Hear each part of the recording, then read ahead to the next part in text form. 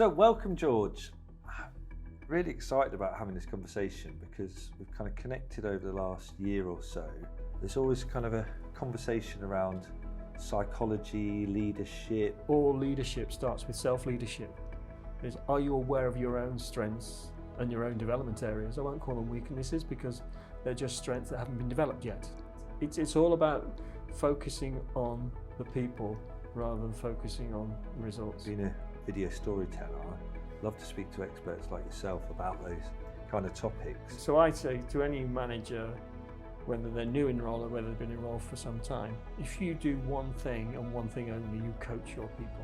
If we focused and praise the effort, even if they get it wrong, we're helping them grow.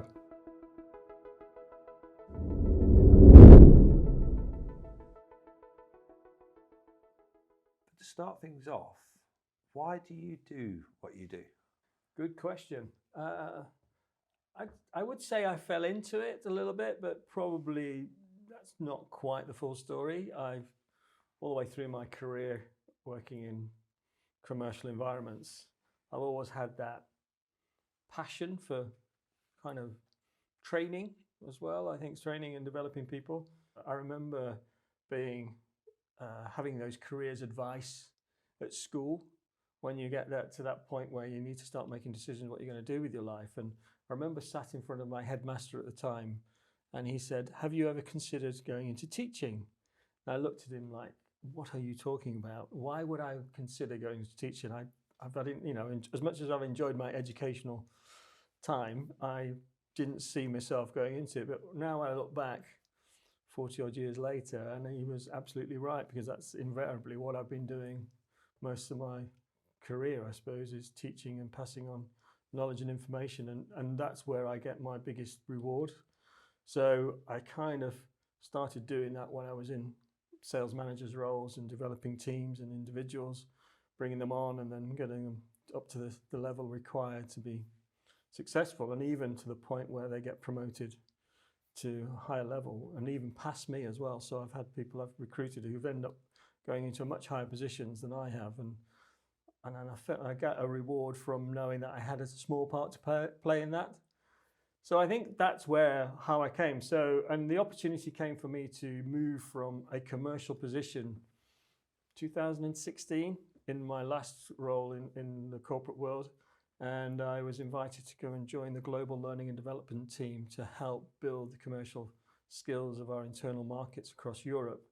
And then a redundancy opportunity came up 3 years ago, April 2021, when I left the corporation I was in, and I'd had to make a decision whether I looked for another corporate role or I took the opportunity to set up my own business, as a business consultant, focusing on the skills I'd learnt and developed over that period of time, and decided that I could then go and support organisations to develop the skills needed to be successful within their businesses. So hence the reason I do what I do now.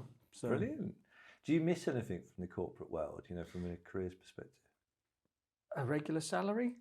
Probably not really, to be fair. I must admit, if the redundancy situation hadn't arisen at the time it had, I would have been more than happy to continue what I was doing because I really enjoyed it. But things happen for a reason, people say, and I think it was the push I needed. And as difficult as it was at the time, and the initial emotions were one of, wow, what have I done? Am I worth it? Clearly, I'm not adding any value. But then you soon get over that and you start to look at, well, here's an exciting opportunity. And I decided to take it and see where it takes me. So now I'm just starting my third year of my business, and it's taken time because networking and building a business and getting to know people and people getting to know you just take time. So, but I'm now in that process now where it's starting to build and I'm starting to gain some momentum. And now I've got my confidence back to the highest level it's been, to the point where I feel like, yes, I can add value to help organisations. Brilliant. So going back to when you were doing, the corporate role, how did you grow a kind of global L&D program? We, especially working for an American company, because most of the companies, big multinational companies, have head offices in America. They're very US centric, so they just produce things which they know work in the US. then you have to kind of look at, well, is this adaptable to other countries? Now, in the Western cultures, it's not a problem. So Europe is generally not an issue at all, because it translates. The problem you got then is when you get into other cultures like Middle East, and we trained in Russia, we trained in North Africa, and then also trained as far afield as Japan. So you've got a different culture aspect, and you have to be mindful of that.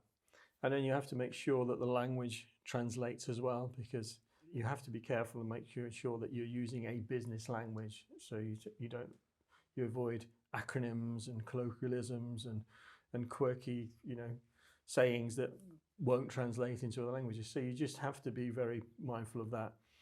And also, where possible, and we've done this, we used to do this where it's possible, we used to use simultaneous translation. So we'd present it in English, and then we'd have a translator then translate into the relevant language to avoid that confusion. Because if you're having to take on information, but you're not doing it in your natural native language, it becomes doubly difficult. What would be the main thing that you kind of learned from that then, to adapt the learning styles, from you overseeing all of that piece? What was the main kind of like learning to help give something that needs to be quite uniformed and consistent, but still then adapting to cultures? A lot of it was around, I suppose, trial and error. So you would take a program, and then you would roll it out into a particular market, and feedback was always something we looked for, as a matter of course. So, and you should always be getting feedback to make sure you continue to deliver what you need to deliver. So it was really about understanding how that message landed, because one of the things that we said, if we were doing some, classroom training where we had, X amount of people in a room, my message to them was, this training actually starts when you leave this room. So the information we give you, you then need to take it back and start to apply it in your workplace environment. And then it's kind of measuring how that is landing. And then if it's not, then you need to go back and address it and make sure that you can change the message to make sure it is clearly understood. It's learning by experience, which we as adults do most of our learning through experience. So if we apply the 70-20-10 model, which is the adult learning model, we learn 10% of what we learn is in the classroom or formal learning, i.e. e-learning, online, doing formal training. Then there's 20% is learned by learning from others through coaching, mentoring, peer-to-peer learning, and just picking up good habits and additional. But 70% of learning is by actually doing. So we learn more by doing than anything else. And you can't train that. That's something you can only get by actually doing and picking up that experience. So interesting. And I know as fellow enterprise advisors were kind of wanting to make a difference within education, and that breakdown there of percentages, the children don't get 70% of their time to go and apply the information that's given to them. Yeah. And they're tested through an exam. How could you see, and this is going on a bit of a tangent, but how could you see us in kind of applying some of that model of learning to the education sector? So it's a difficult one, because, as I say, you can't teach experience, and you can only allow people to have experience, and that's where adults do learn. We learn as the older we get, the more experience we have to draw upon, and then we can make comparisons and then learn accordingly. I'm fortunate that one of the roles my enterprise advisor role is with one of the local further education colleges. So we're looking at 16 to 18 who offer a lot of apprenticeship programs. So you've got a combination of them actually working in that environment, but also coming to college once a week to learn new skills. So then they can take those skills they've learned and then go back to it maybe on a Monday and start applying them in the real world with further support and coaching from their employers. So there's a lot of that in terms of that, but and that's generally around the technical skills and functional skills. What education is not very good at the moment is giving them those broader skills that they're going to need. So for example, in business, a lot of people, or most people, in fact, if everybody, will have to do some form of presentation at some time in their career, whether that's through recruiting for a job or whether that's presenting to a group of people, whether it's a team or a bigger audience. But we don't teach them those skills in the educational environment. So one of the things I've adopted in the college is to start to give the new business studies students, when they come on course, is to give them And it's only a quick overview, but an overview of how to present and get that story across. A bit like you do here in this type of environment, is tell a story so you get your message across effectively. And it's about executive presence, it's about presenting yourself and making the, presenting yourself in the best light possible. But again, we can teach them the skills, but they can only learn by doing it. So we need to give them as many opportunities, even if it's in a role play environment or a simulated environment, to be able to develop those skills so that when they do eventually get into that workplace environment full time, they've got some form of experience they can call upon to be able to apply. So that would probably help that transition as well. And we're starting to see that with the college that I work with, that they are trying to work more with employers to get that skills. And the T levels that have been introduced recently have come from that employer-based knowledge. So hopefully we start to see things develop over time, but there's a long way to go. Well, as a small business, we've taken on somebody from the college to do a T level. Oh, right. And it's Excellent. been great, actually. She's added quite a lot of value already, but the big thing which I see, and because of her age and the lack of experience, is self-esteem and confidence. And that's what I've fed back to the college and said, look, we just need to invest in this year to build that confidence up. Why do you think that within the industry, T levels, apprenticeships are still not really embedded quite to the level where they used to be? How could we build that back up?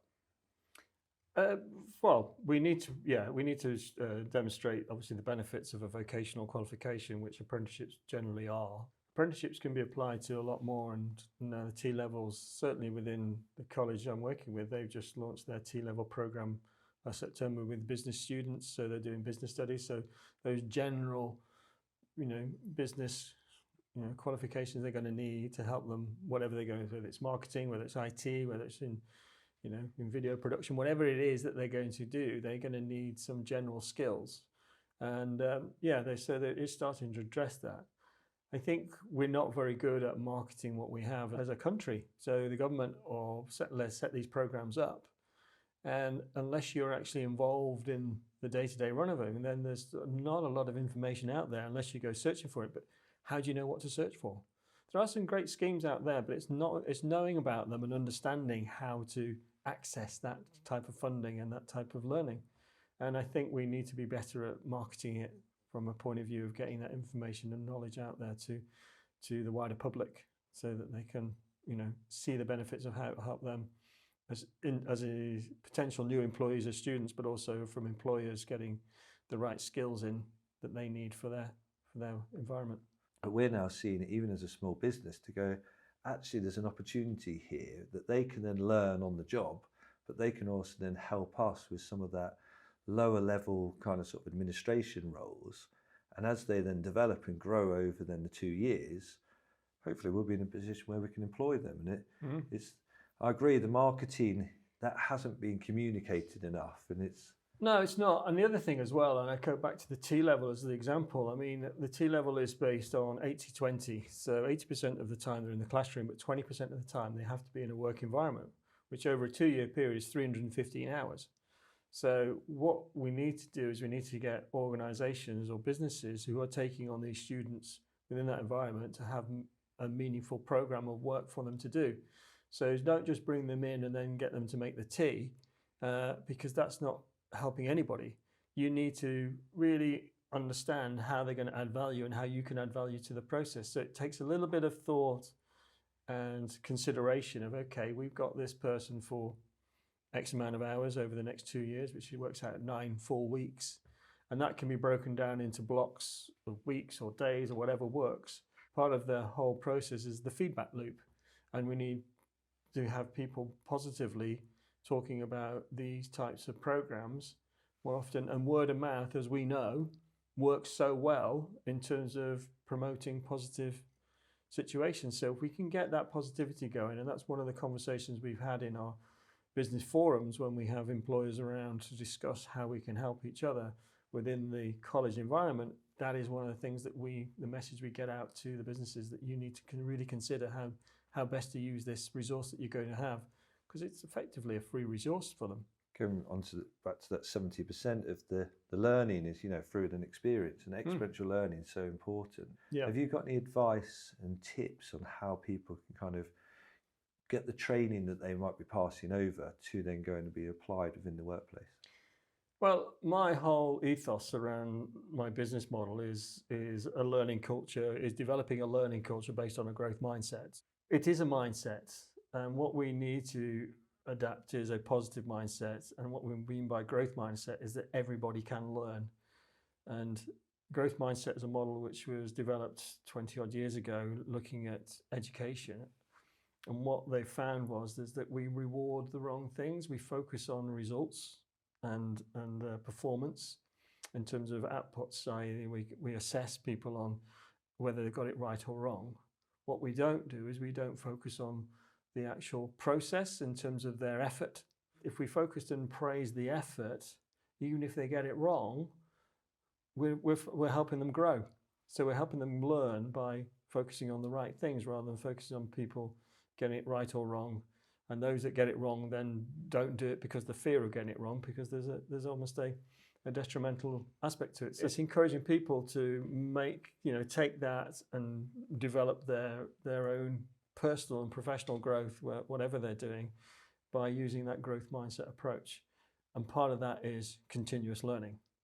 And whatever learning that takes, because we all have our own learning styles, so we all like to adapt. So if you ask me to sit down and read a 30-page academic article, I would skim read it. I would look at the executive summary and get the information. Yet you give me something very visual and I'll be very happy with that, or actually doing something. So we all have our learning styles and we have to adapt it accordingly. So however people learn is entirely up to them, whatever they prefer. So we encourage any aspects of that. But it's that continuous learning and growing all the time. And there's a good saying is, if people think, oh, well, I can't do that, just put the word yet on the end of it. So I can't do that yet. So suddenly it becomes, well, actually, I'm not there yet, but with a little bit more effort, a little bit more learning, I will get to that point. And everybody learns at different paces and different stages. And so we shouldn't measure our performance against other people. So how can we undo some of that learning as an individual to have the confidence to get it wrong within the workplace? It comes back to the whole psychological safety, is that you've got to allow people the belief that they can try and fail without fear of retribution.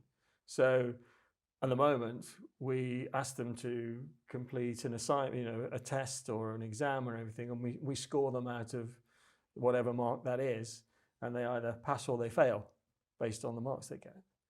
What we don't do is we don't see that growth process, or we don't reward that effort that goes into that. And that's what we should do, is not ignore, because we need to have some,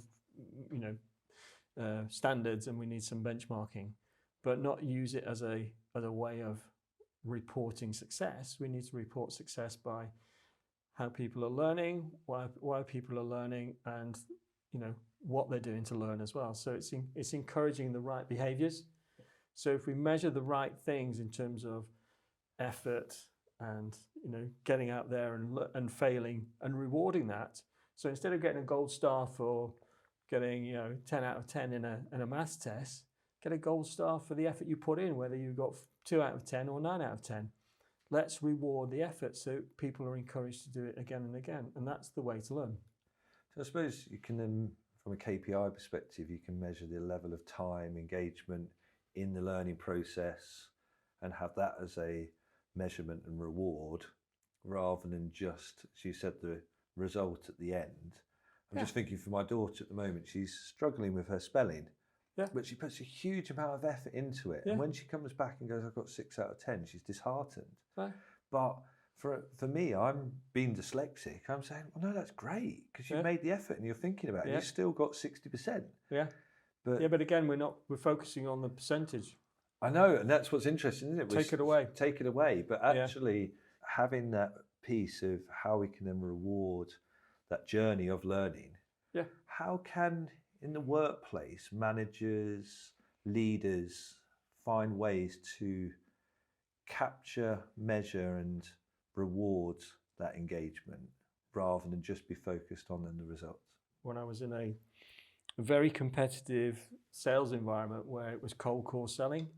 So literally we had a sales team that would go out and have to knock 24, 25 doors a day to try and get probably one yes. So it can be quite soul destroying. And we'd set targets. So they needed to achieve targets, and then they would double each month, and each month they would get higher and higher. And I had one salesperson who was really struggling with this, especially when he wasn't achieving his targets. So actually what I did, I took his targets away. I didn't let him see any targets. I just said, go out there, do the job. Just go, don't, so I didn't give him any exposure to any targets. He didn't know what he was doing or how he was doing. He came in, I think it was less than 2 months later, he'd smashed his targets. Because he wasn't focusing on it. He was focusing on the process. He was focusing going out there, having conversations and building, the connections and the relationships that he needed to do to get the sales. So if we take away that measure of success, what we define as success or failure, whichever way we look at it, is we take away that pressure. So we allow people to develop effectively without that additional pressure of achieving particular things. Granted that with organizations, you've got objectives and goals and targets as an overall business, but actually the most successful businesses don't focus on the results. They focus on their people and giving them the tools, the resources, capabilities to do their jobs effectively. When they do that, they're actually more successful than those that focus on achieving the numbers. When in a manager who might have technically been promoted into their role and they're still focused on the numbers, what advice would you give them to kind of change that leadership kind of mindset to think about that kind of more longer game of nurturing and developing somebody? So I'd say to any manager, whether they're new in role or whether they've been in role for some time, if you do one thing and one thing only, you coach your people. Because you will not achieve the results unless your people are performing to the level that they need to. And the best way to do that is to coach them and develop them, not focusing on the numbers, because that will come as a byproduct of that, but by developing the skills, the capabilities, so that they can do the job effectively and deliver the best they can. Those results will come as a matter of course. Now, they might not be short term, depending on the level and experience of a particular individual or team, but over a medium term or short to medium term, you will see those results exponentially grow and probably surpass the targets. So it's all about focusing on the people rather than focusing on the results. So it's about giving them the skills and the ability to be able to do the job effectively. Brilliant. So with you, what are the main environment skills, kind of what really inspires you to thrive within what you do? I think it comes back to what I was saying in the beginning, is I get most enjoyment out of seeing people grow and being successful. So one thing that really pleases me when somebody comes back to me, maybe after a training course, and say they really enjoyed what I did, but also they've learned a lot. And actually then if I see them and using those new skills in a work environment, then that's the biggest reward I can get. So, because you're actually giving people that knowledge to be able to then adapt it into their day-to-day activities and see them grow personally and professionally. Brilliant. So in regards to your leadership kind of training and how you kind of sort of work, tell me a bit about what that process is and how do you go in and help managers, leaders to become, kind of more able, better leaders? First of all, when I have any conversation with a new business client, or whether it's a one-to-one coaching or whether it's a group training scenario, I would go in and really understand what their business is at that current time. So what's the current state of that business? And where do they see where the gaps are? And then where do they see their business, or where do they want their business to go? And then assess where the gaps are from where they are now to where they need to be. And what I tend to find, and this is not, it's not 100%, but you tend to find the most thing is that people end up getting promoted through their roles because they're very good at what they've done, and they get to a position then where they now have more responsibility, senior role, managing a group of people, but they don't have that broader skill set to be able to adapt to move into that role. So we identify where those gaps are, and then help those develop the skills they need. But the first thing I do whenever I'm doing any training is look at self-awareness, because all leadership starts with self-leadership. Are you aware of your own strengths and your own development areas? I won't call them weaknesses because they're just strengths that haven't been developed yet. This is the growth mindset reference there. So it's all about understanding where you are as an individual and what your strengths are, and where you might need some further support. So it's really starting to get that knowledge across, and then start to build those broader skills, as I mentioned just then, in terms of coaching, communication, team building, empathy, all the other broader skills which are very important. Vulnerability from a leader. So every leader should show vulnerability. They don't have all the answers. There's a saying I use a lot. It starts with, if you are the smartest person in the room, you're in the wrong room. You should not be the smartest person in the room. You should surround yourself. A good leader will surround themselves with people who have more knowledge than them, who can bring different skills that they don't have to the table. So all they do is facilitate that, to have a collaborative and creative approach, which will help develop the business. So it's understanding that, and that can only come with self-awareness. So how do they find out about their self-awareness? How do they find out about what their strengths are and areas for development? There's lots of tools out there which you can call upon. There's assessment tools, and I know you've done one yourself and the team. You call Insights Discovery, which is a great way of understanding your own personal preferences through a colour coding system, which looks at where your energies lie from a subconscious viewpoint, which is your default, which you don't think about, to the conscious perspective when you're in a work environment, and how you apply those skills. There's lots of things. So there's lots out there from Myers-Briggs, DISC, Belbin's team roles. There's lots of tools and resources being developed over the last 60 to 100 years, and more recently as well, which give us that insight, and based on psychological empirical evidence, which are helpful in helping define where our strengths and weaknesses are.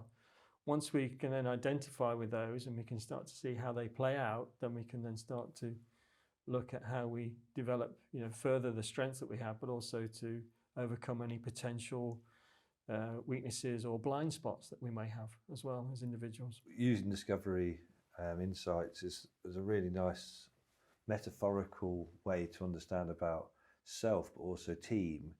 And I think it's that you mentioned earlier about this kind of sort of storytelling, and being able to then present and kind of connect with people, and certainly using the colour preferences as a way to tell a story about where you currently are in a day-to-day basis on a project has really kind of helped as a small business for us then to grow. And alongside the culture that you talked about, how do you use things like Discovery Insights to create that shared language, that shared communication? Going on Insights Discovery, as you mentioned there, which uses the colour coding as well as looking at our own personal preferences. The one thing we also must remember is that there is no right or wrong combination. Everybody has their own different style and preferences, and they've all got merits. So there's no right or wrong in what they say. And a lot of people fixate on that. I don't agree with that, because they feel it like it's not really reflective, but it's just their natural style. What you then do is, when you start to understand each other's preferences and their own kind of way they perform, or they go about things, is you can start then to understand how you can best communicate with them, manage them, understand how to get the best out of people, just by changing your style accordingly, knowing what's going to work best. So for example, with the colour wheel, the colours are set out, not in a random style, they're done for a particular reason, but the diametrically opposed colours will clash because they are totally different in terms of their preferences. So it's knowing how to communicate and work with your opposite colours will be beneficial, because you'll start to build team harmony and team building and understanding, and also the empathy piece, because you'll start to recognise what other people have got as well that will bring to the skills to the table. So it's having that broader understanding as well as yourself, but or your others that you work with, then you can start to really know how to build that team environment. Talking of then leadership, but when we're looking at us as kind of maybe individual leaders, people just working independently, so that might be from sole traders through to their managers, how can we find that motivation within ourselves to kind of think about a growth mindset, to think about wanting to do continuous learning for people who might be stuck in a bit of a rut? I always have this conversation when I'm doing any training, and I do it kind of almost to be controversial, but I ask, if a group of managers are in a room, I'll ask, how can you motivate people? Or can you motivate people? And I'll always get, yes, no, yes, yes, yes, no, no, okay. And I ask how you can motivate people, and they always come up with the usual answers, rewards, incentives, promotion, all those types of things. But actually none of those work. So motivation is not something you can force people to be. So a lot of the theory going back many years is, how do you motivate people through? If you look at the X and Y theory, Gregor's X and Y theory, the X theory is that people are inherently lazy, and you have to motivate them to work by giving them clear instructions and giving them rewards. That's not the way to motivate people. In fact, if you look at why people leave organizations, it's never money. It's all about job satisfaction, lack of connection to people, toxic environments, not having the opportunity to grow. So actually what the motivation comes down to is there are 3 basic psychological needs that need to be met to be motivated. So it's an intrinsic thing. It has to come from within. And the 3 psychological needs are autonomy or choice. So people need to feel they have choice over their own behaviors and their actions and what they do. So in a work environment, they need to not be micromanaged, but have clear direction and support to be able to do their job, but they can make those choices of how they go about their day-to-day activity. The second one is what we call relatedness or connection. And that's about, are people connected to the people they work with? Do they share the same values? Do they get on? Do they work well together? And then also, have they got a connection to the work that they do? So is there a sense of purpose, sense of value? It's about meaningful work, having meaningful work, which is why when we go back to the T levels, students won't be motivated if they come into a work placement and all they're given is the menial tasks to do, because it's not meaningful work. And that's how, so they need that connection to be able to grow. And the final one is competence. And we all have this innate desire to grow and develop and learn. So it's in us as part of that. So we do it without thinking all the time. We're learning every day. And we pick up on those learning, whether it's formal learning or informal learning. So if you allow people to grow within their work and give them the opportunity to learn and develop through coaching, through training, through opportunities to develop their skills by experiencing and developing them through that. If you meet all of those 3 psychological needs, you will have what we call an optimally motivated individual. The other thing as well, from a business perspective, if you've got optimally motivated individuals, all your numbers start to improve. So productivity goes up by up to 31%. Business results, whether that's sales or results, goes up by nearly 40%, 37%. People are 3 times more engaged, committed. They're 10 times more likely to be offered a promotion or get a promotion. So there's lots of benefits come out. They will give you more than the discretionary effort. So if they work 9 till 5, they won't come in at 9, they'll come in at 7:30 or 8 o'clock, or they'll stay later than 5 o'clock. So you'll get more out of it. So that's where the productivity comes.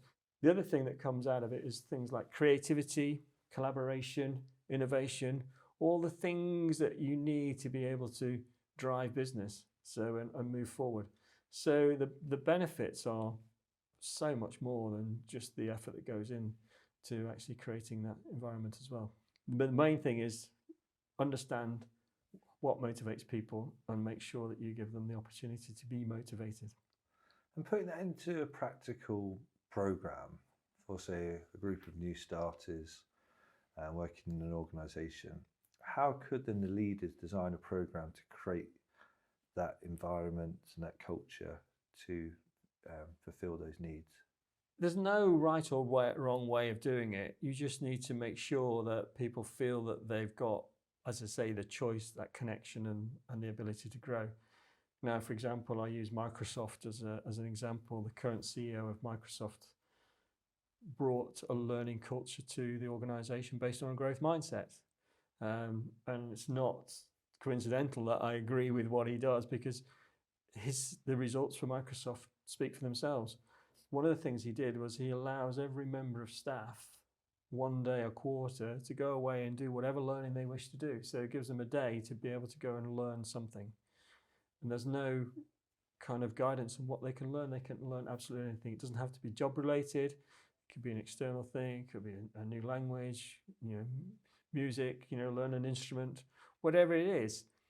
And initially, when it was first introduced, they were kind of like, oh, don't really know. So they would kind of go and do something, but they're now more structured and they actually build it into their training and learning program. So they use that time effectively to help them grow. It sounds great. And obviously being a company the size of Microsoft, they're very established and they've got quite a lot of financial reserves. For them, the businesses maybe kind of going up and down a bit more. How can they think longer term when they might be pressured in the short term? It's a good question. But remember, Microsoft started off as a small business once as well. So, I mean, everybody starts off as a small business or an idea, which then grows. But to sustain that growth, you have to all of the right things in place. And culture, as you've mentioned a couple of times now, Dan, is extremely important. In fact, there's the famous saying by Peter Drucker that culture eats strategy for breakfast. And in a way, he's right. Without the right culture, no strategy is going to work well. So you need to have the culture within the organization, whether that's a small business or medium-sized business or a large enterprise. But the culture is based on values, and you need to ensure that your values are right, and they are right for the business, but also right from you as an individual. They need to be lived and breathed, and not just a writing in a document or on a website or on a wall. They have to be demonstrated, and then the values then lead to the right behaviors. And what behaviors then you demonstrate, and you encourage those values, and that all comes from the leader as well. So they have to live and breathe and lead by example and demonstrate those. Continue to do that, they will be able to tackle anything that comes their way. And it's about having that belief that you're doing the right thing, and then keep focusing on and address those challenges as they come up, because there's the one thing that we know that's constant in business and in life is constantly changing.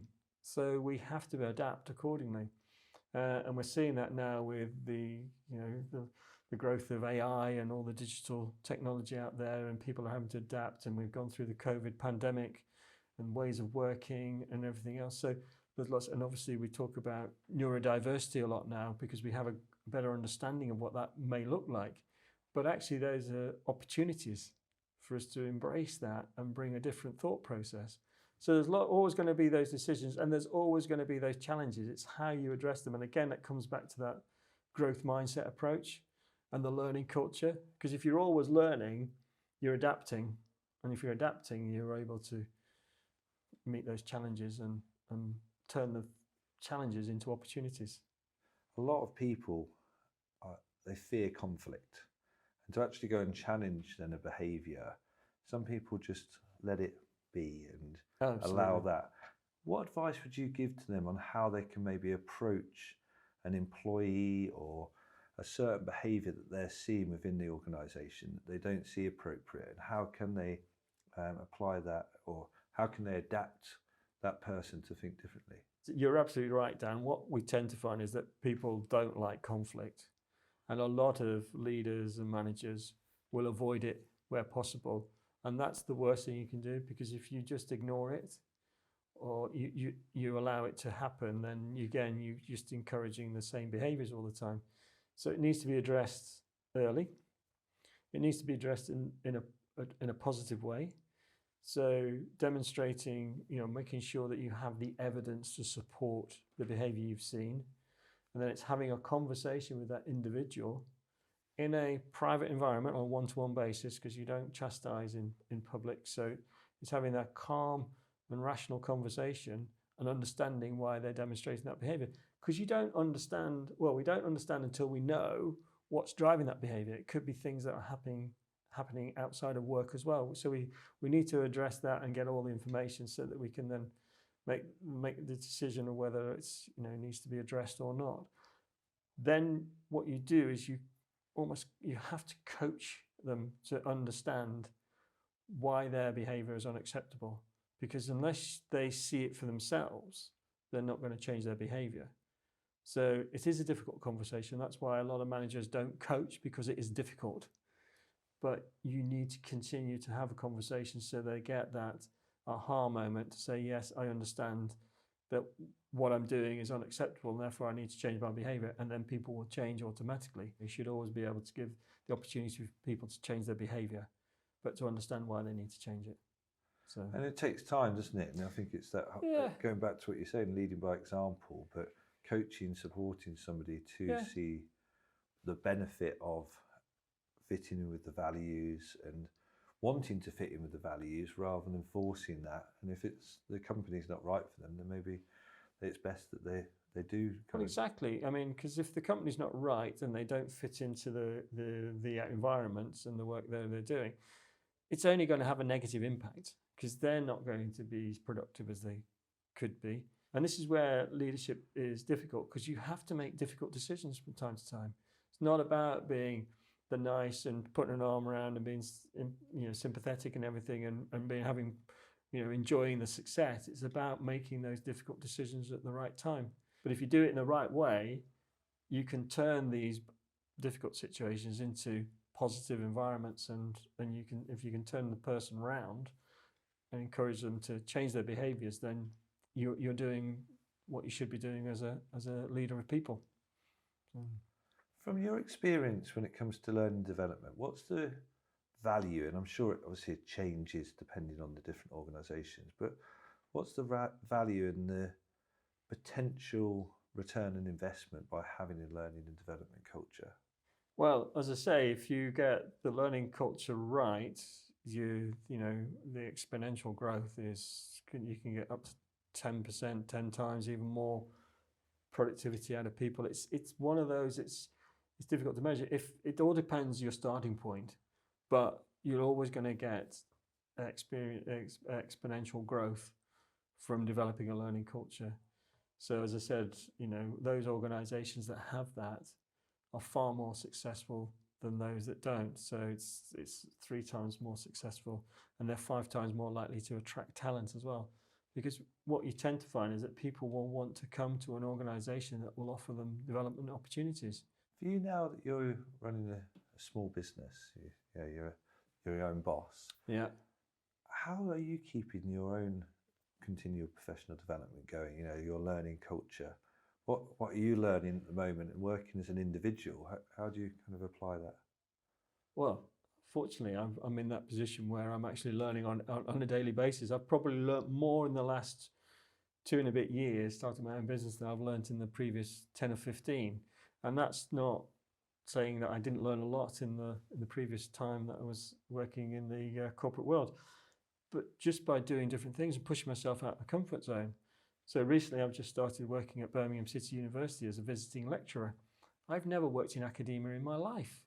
So I'm now actually delivering lectures to international students on a weekly basis and delivering knowledge through an academic teaching environment.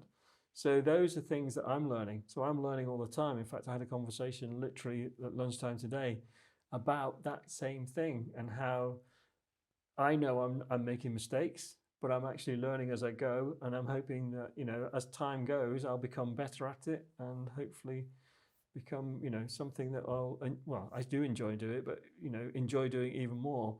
So all those things, and I've done additional courses and qualifications to help build the knowledge I have. And I'm just learning by that experience. So actually going out and doing it, as comfortable as it may be sometimes, sitting down with somebody I've never met before, but having a conversation about how I can help their business, and then go and offering them a solution, and then seeing that reward coming back by getting, the great feedback from these events. So yeah, it's a continuous learning. So as I say, I'm learning all the time. And I'm finding out things that, I thought I had some knowledge about, but I'm gaining more knowledge as I go. So it's just a daily thing. And how are you finding it, kind of collaborating with then an institution like university to then apply some of your training, that teacher that your headmaster told you should be when you were a young boy? Yeah. So if he was still alive, he'd be smug now. He'd probably be saying, "I told you so." Yeah, and I hate to say he was right, but I'm using that as to build my skills. So, and the one thing it does with when you build your skills and you build your knowledge, it builds your confidence, and that's what it's about. It's having that confidence to go and have a conversation, or to put yourself forward, to be able to support, somebody else or an organisation, and know that you can add value. So it's all about building the confidence. You've talked about companies' values. What are your values, and how are they aligned with your mission now of running your own business? That's a good question, because I've just gone through a rebranding exercise actually at the end of last year, which was quite a good exercise from a point of view of really me understanding my own values. And I looked at them and I looked at say, well, okay, as I said, values, you have to live and breathe them. So I looked at the way I operate or work as an individual, as a business, and I built the values around how I would expect myself, to be treated. So things like, trust and integrity as part of that, passion and enthusiasm, collaboration and creativity. All those things are part of my value-based system, which now they're down in writing. I actually believe in them, and I look at every aspect of my business, and I adapt those values everything I do, and they all feed into my mission of that growth mindset and a learning culture based on a growth mindset, and empowering businesses to be the best they can. I feel really comfortable with the values I have now, that they are part of me. So I've not just written them out to make them look good, so that people go, "Oh, I like this company. They seem to have the same values." So when they meet me, they can see that my values are me as an individual. In your career, looking back on kind of corporate times, what would you say is the biggest learning that you've kind of had? And if you could go back and into your 20s and go, "Oh, I wish I knew that now. I wish I knew that then." What would you say is one of the biggest learnings that you've had? Would I go back and change anything? Maybe not, because it's all a learning curve. And without doing what I did, okay, you could say, "Oh, maybe I wish I'd started my own business 10, 15 years ago." But then would I have had the knowledge and skills to be able to do that? I don't know. It's one of those. It's all very good looking backwards, but it's a case of, well, we should always be looking forward. In fact, actually, if you speak to the vast majority of very successful people, they never look back. They're always looking forward. So I don't think I would go back and change anything in terms of what's happened. It's not having regrets. It's just learning from those experiences, and that continues, and making the mistakes. Because if the other thing as well is, if you're not making mistakes, you're not making decisions. And you mentioned there about the having that risk. I think you mentioned earlier about risk. You should always have an element of risk. You should almost be living on the edge of the chaos theory. So it's almost taking a risk, but a calculated risk, because there should be always a risk in what you do in terms of moving forward. So both personally and professionally, because we don't know what's around the corner. We don't have a crystal ball. We can't see what's going to happen. But if we make decisions based on what we believe is going to be good for us, knowing there's some risk in it, but we're happy to take that risk, then we're going to keep moving forward. So I'm not sure I can go back and say the big learning. I think the big learning is, is making those big mistakes. I've made some mistakes which, if I think back now, still make me cringe. The way I've managed people, but without making those mistakes, I wouldn't know that they were mistakes. So it's one of those. It's kind of like helping you to grow. So yeah, it's kind of the big mistakes have helped me grow. So that's so true. And yeah, you need to learn from them in order to kind of build resilience, to have that understanding, create absolutely, that knowledge. yeah. It's interesting looking back and having an understanding about the psychometric testing insights. If I could go back to my 20s and understand a bit more about that self-awareness, that might have helped change certain decisions. But I kind of agree, it's kind of how you have to kind of trip over, you have to have a fall in order to pick yourself up and learn from that. So would it have changed any path, and who knows? Yeah, and I'd say if you go back to your formative years in your 20s, you don't have that experience. So you can't give yourself that. So as much as you'd like to be that wise person at 25, it's never going to happen. So therefore, it's almost kind of irrelevant having that kind of thought process, because you're almost expecting to cram what you've learned in the last 20 years into a short period of time, and you can't do that. It's one of those you have to, and again, I think that's where if people continue to look forward and learn from what they've done and continue to learn from that, then they're just going to get, they're just going to continue to grow. Do you think it would be useful to put things like discovery insights into schools for young people to understand that, or do you need that experience, that wisdom to kind of really understand what it is? It's one of those, you can put it into schools. I'm not sure what the full benefits are. And these are always the limitations of any of these types of psychometric profiling. There's always going to be some limitations. I think you need some form of experience to measure it against. So with the insights discovery, it looks at your kind of subconscious, which is your natural style, but also it measures your conscious, which environment you're in. So you can put it into an educational environment, but you'd probably have to change some of the wording and the terminology and the questioning, and it would generate how you perform in that particular environment, which will show whether you're having to dial up any particular energies, or some people don't move at all, but others can move quite a lot. So you can see that, but I think there needs to be some experience. So it needs to be geared to the environment that you're going to measure. Whereas with the insight discovery, it's very much geared around a work environment. So it could be done.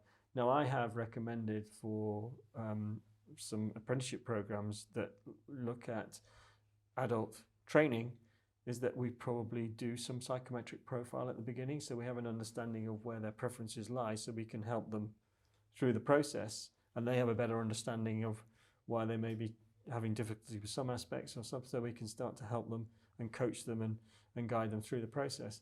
Seeing the benefit there. I'm not sure where we'd have to look at the educational side, but I certainly wouldn't do it at those years where you're still forming your knowledge and mentality. So maybe at a higher education or further education level, it might be useful. That's interesting. The conversation's gone back to education. I think this is a separate episode. We need to kind of reconvene, maybe with some of the other guests that have been part of Inspire to Thrive. So people like Gerard, who's absolutely part of the Enterprise Advisor Network, and is certainly a shared passion of ours to kind of make a difference. Definitely. Thank you so much for today. Thanks, Dan. Really, thanks for the opportunity. Absolute pleasure. Thank you. Cheers. Thanks.